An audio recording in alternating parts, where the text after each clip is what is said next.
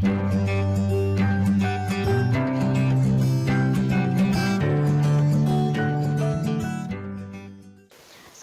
warahmatullahi wabarakatuh. Apa kabar? Bagaimana kabar kalian? Mudah-mudahan kita selalu berada dalam lindungan Allah Subhanahu wa taala dan diberikan kesehatan selalu. Di sini Ibu akan membawakan materi mencari keberkahan rezeki melalui ekonomi Islam. Dasar-dasar perekonomian dalam Islam. Etika perekonomian yang dikembangkan dalam Islam adalah menciptakan kegiatan ekonomi yang bertumpu pada pilar tauhid, keseimbangan, tazkiyah, membersihkan harta yang bersumber dari Al-Quran dan hadis yang dicontohkan oleh Rasulullah SAW. Beliau juga dahulu berdagang dan kita harus mengikuti cara-cara berdagang beliau sesuai dengan syariat ajaran Islam. Dalam firman Allah dalam Al-Quran, Quran surat Al-Qasas ayat 77, mari kita baca sama-sama. A'udzubillahi minasyaitonirrajim. Bismillahirrahmanirrahim.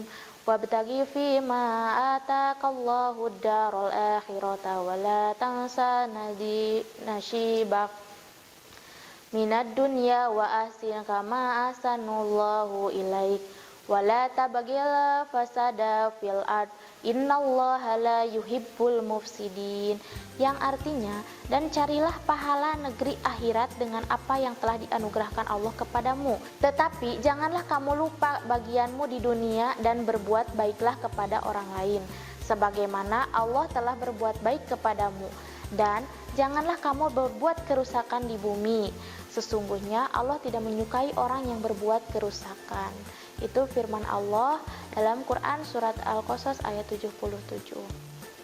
Selanjutnya, ekonomi Islam. Ekonomi Islam adalah ekonomi yang menjalankan perannya dengan berpedoman pada ajaran Islam. Adapun tujuannya adalah memberikan keseimbangan bagi kehidupan masyarakat. Nah, beberapa dalil nakli yang menjadi dasar perekonomian Islam di sini, alam ini mutlak milik Allah. Nah, semua ini milik siapa? Milik Allah. Kita hanya tinggal sementara. Di dunia ini hanya sementara. Kita hanya, kalau istilahnya, menumpang saja. Nah, alam kekal itu di mana? Di akhirat. Sesuai dengan firman Allah. Bismillahirrahmanirrahim. Walillahi mulkus samawati wal ardi wa ma bainahum. Yahulqu ma yasha'u. Wallahu ala kulli syai'in qadir. Yang artinya, dan milik Allah lah kerajaan langit dan bumi dan apa yang ada di antara keduanya. Dia menciptakan apa yang Dia kehendaki dan Dialah Maha Kuasa atas segala sesuatu. Quran surat Al-Maidah ayat 7. Selanjutnya, harta. Harta itu adalah perhiasan dunia. Nah, status harta yang dimiliki manusia itu bagaimana? Harta itu perhiasan dunia yang memungkinkan manusia bisa menikmatinya dengan baik selagi tidak berlebih-lebihan. Itu tergantung manusia itu sendiri. Mau kemanakan nih harta ini? Mau bagaimanakan selanjutnya nih? Kedepannya harus bagaimana nih harta ini nih? Nah, itu tergantung diri mereka sendiri. Firman Allah dalam Quran surat Al-Imran, Bismillahirrahmanirrahim. Zuyyina linnasi hubbus syahawati minan nisa'i wal banin wal qanatiri wal qanatiril muqantarati minaz zahabi wal fiddah wal khaylil musawamati wal an'ami wal harth. Dzalika mata'ul hayatid dunya wallahu indahu husnul ma'ab. Yang artinya, dijadikan terasa indah dalam pandangan manusia cinta terhadap apa yang diinginkan berupa perempuan-perempuan, anak-anak, harta benda yang bertumpuk dalam bentuk emas dan perak, kuda pilihan hewan ternak, dan sawah ladang. Itulah kesenangan hidup di dunia. Di sisi Allah tempat kembali yang baik. Itu Quran surat Al-Imran ayat 14. Tuh kan, sengaja Allah memberikan kita kesempatan, diberikan semua yang indah-indah. Dengan apa? Dengan perempuan-perempuan, anak-anak, harta yang melimpah, emas, perak, uang, dan sebagainya. Namun itu hanya sementara, di dunia itu hanya sementara, dan di sisi Allah lah tempat kita kembali yang sebenarnya. Tujuan kita di dunia ini apa? Nah, kita harus mengetahui Apa sih tujuan kita hidup di sini? Apa sih tujuan Allah memberikan harta yang kita miliki ini? Nah, seperti itu. Selanjutnya, harta menjadi ujian keimanan dan sering menjadi keangkuhan. Nah, ini biasanya nih kebanyakan orang ya, dan setan memanfaatkannya seperti itu. Lalu ada firman Allah juga di sini yang menjelaskan dalam Quran surat Al-Alaq, kalla innal insana layat go arro'ahustagna. Ketahuilah sesungguhnya manusia benar-benar melampaui batas karena dia melihat dirinya serba cukup. Nah, mereka udah cukup atau merasa puas ya, kebanyakan manusia itu merasa puas. Nah, tanpa mereka introspeksi diri, maka mereka kembali kepada ajaran-ajaran agamanya, harus bagaimana nih, harus gimana nih. Nah, mereka itu jarang seperti itu ya. Mereka terlalu berlarut dan menikmati yang sedang mereka jalani, apalagi itu kesenangan. Nah, kecuali kalau mereka sedang dalam kesedihan, dalam duka, pasti mereka akan mengingat siapa? Tuhannya, mengingat penciptanya. Itulah yang selalu dilakukan oleh manusia biasanya. Lalu menjadikan harta sebagai bekal ibadah. Nah, bekal ibadah untuk sedekah, infak, zakat, dan lain sebagainya. Dalam firman Allah dalam Quran surat Al-Imran dijelaskan, bismillahirrahmanirrahim, wasari'u ila maghfiratin mir rabbikum wa jannatin arduhas samawati wal ard uiddat lil muttaqin alladzina yunfiquna fis sarra'i wad dharra'i wal kadiminal ghaidha wal 'afina 'anil nas wallahu yuhibbul muhsinin. Yang artinya, bersegeralah kamu mencari ampunan dari Tuhanmu dan mendapatkan surga yang luas, seluas langit dan bumi, yang disediakan bagi orang-orang yang bertakwa, yaitu orang-orang yang berinfak baik di waktu lapang maupun sempit, dan orang-orang yang menahan amarahnya dan memaafkan kesalahan orang lain. Allah menyukai orang-orang yang berbuat kebaikan. Nah, itu Quran surat Al-Imran ayat 133 sampai 134. Nah, firman Allah selanjutnya yang mendorong agar manusia mencari nafkah secara benar dan halal. Iya ya, kita itu harus berpikir juga, tidak mungkin Tuhan atau Gusti Allah itu tidak mungkin menurunkan harta begitu saja, kan kita harus ikhtiar, kita harus mencarinya, kita harus menjemput rezeki kita, dan itu harus dengan cara yang halal. Bagaimana cara halal itu? Cara yang dianjurkan oleh syariat agama Islam. Dalam firman Allah, bismillahirrahmanirrahim, huwallazi ja'ala lakumul arda dzalula famshu fi manakibiha wa kulu mir rizqi wa ilaihin nusyur. Yang artinya, dialah yang menjadikan bumi untuk kamu yang mudah dijelajahi, maka jelajahi di segala penjurunya dan makanlah sebagian dari rezekinya, dan hanya kepadanya lah kamu kembali setelah dibangkitkan. Quran surat Al-Mulk ayat 15. Lalu setelah kita memiliki harta, setelah kita mempunyai harta, apa yang harus kita lakukan? Bagaimana memanfaatkan harta itu? Nah, keputusan harta akan dibelanjakan atau tidak itu kan hak pribadi masing-masing orang. Nah, adapun petunjuk dan pedoman yang dapat kita temui dalam Al-Quran dan hadis, yang salah satunya firman Allah Subhanahu wa taala, bismillahirrahmanirrahim, ya ayyuhalladzina amanu anfiqu mimma razaqnakum min qabli ayyatiya yaumul la bai'u fihi wala khullatu wala syafa'ah wal kafiruna humuz zalimun. Yang artinya, wahai orang-orang yang beriman, infakkanlah sebagian dari rezeki yang telah kamu berikan kepadamu sebelum datang hari ketika tidak ada lagi jual beli, tidak ada lagi persahabatan, dan tidak ada lagi syafaat. Orang-orang kafir itulah orang yang zolim. Tuh kan, harus diinfakkan, harus disedekahkan sebagian dari rezeki kita. Kalau kita punya harta, kita berikan dengan cara zakat mal, atau kita sedekahkan kepada orang yang tidak mampu, kepada yatim piatu, ataupun saudara kita yang kekurangan. Nah, boleh kita mensedekahkannya kepada saudara kita dulu sebelum kita memberikannya kepada orang lain. Selanjutnya, praktik ekonomi dalam Islam. Nah, ada jual beli. Menurut bahasa, di sini jual beli adalah memberikan sesuatu dengan imbalan sesuatu atau menukarkan sesuatu dengan yang lain. Misalkan membeli gula dengan uang, atau zaman dahulu itu sistem barter. Membeli pengen ballpoint, misalkan ballpoint dengan buku, kita punya ballpoint ditukar dengan buku. Nah, seperti itu. Menurut istilah, nah jual beli adalah kesepakatan tukar menukar barang atas dasar kerelaan untuk memiliki barang tersebut dengan cara atau akad tertentu, ya, dengan ijab qabul lah, seperti itu. Selanjutnya, ada dasar hukum jual beli dalam Al-Qur'an surat Al-Baqarah. Bismillahirrahmanirrahim. Wa halallahul bai'a wa harramar riba. Artinya, padahal Allah telah menghalalkan jual beli dan mengharamkan riba. Nah, ayat kedua, ya ayyuhalladzina amanu la ta'kulu amwalakum bainakum bil batili illa an takuna tijaratun antaradim minkum.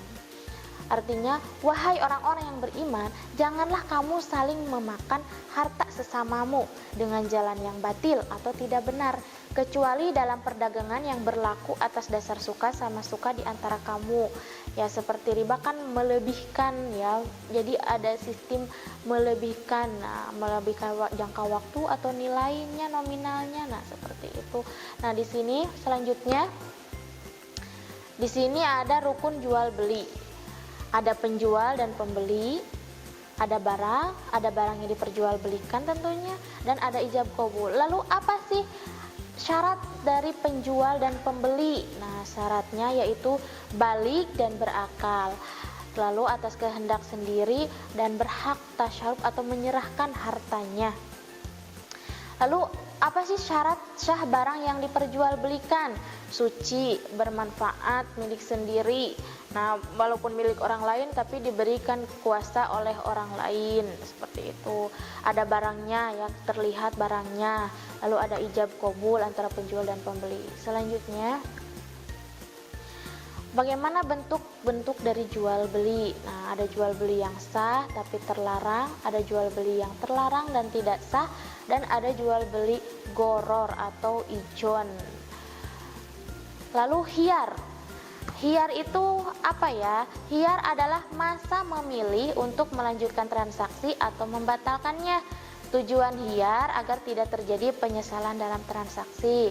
Ada hiyar majelis, ada hiyar syarat, dan ada hiyar aibi atau cacat. Nah, jadi ketika cacat bisa dikembalikan, ya. Itu ada perjanjiannya. Selanjutnya di sini larangan riba. Nah, yang tadi dalam ayat di atas. Nah, riba itu menurut bahasa yaitu tambahan atau kelebihan, dan menurut istilah yaitu akad atau transaksi yang pada waktu meminjam atau menukar suatu barang tertentu ada tambahan persentase atau kelebihan. Biasanya itu di bank-bank keliling, ya, yang sedang marak di kampung-kampung sekarang ini. Nah, pada para ibu-ibu, nah seperti itu. Selanjutnya, dalil-dalil tentang larangan riba. Nah, bisa kalian lihat di sini. Mari kita baca sama-sama. Auzubillahi minasyaitonirrajim. Ya ayyuhalladzina amanu la taqulur riba ad'afa wa mudha'afa wattaqullaha la'allakum tuflihun. Yang kedua, ya ayyuhalladzina amanu taqullaha wa daru ma baqiya minar riba in kuntum mu'minin. Ayat terakhir, wa ma ataitum mir ribal yarbu wa fi amwalin nasi fala yarbu indallah wa ma ataitum min zakati turiduna wajhillah faulaika humul mudhaifun. Kalian baca ayat dari yang pertama, wahai orang-orang yang beriman, janganlah kamu memakan riba dengan berlipat ganda, dan bertakwalah kepada Allah agar kamu beruntung. Ayat yang kedua, wahai orang-orang yang beriman, bertakwalah kepada Allah dan tinggalkan sisa riba yang belum dipungut jika kamu orang beriman.